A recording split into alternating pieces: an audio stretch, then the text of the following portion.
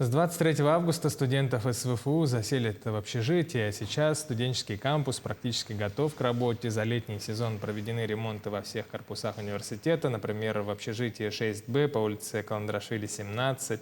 Отремонтировали кухни, установили видеонаблюдение, заменили старые лампы в комнатах на светодиодные.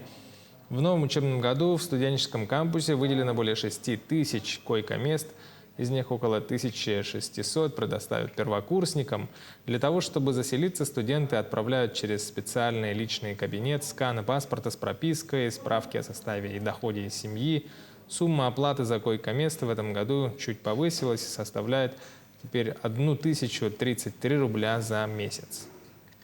В каждом общежитии со следующей недели будут развернуты медицинские пункты, которые на местах будут осматривать в целях исключения столпотворения. После того, как они пройдут медицинский осмотр, они вселяются в общежитие. Но есть один момент.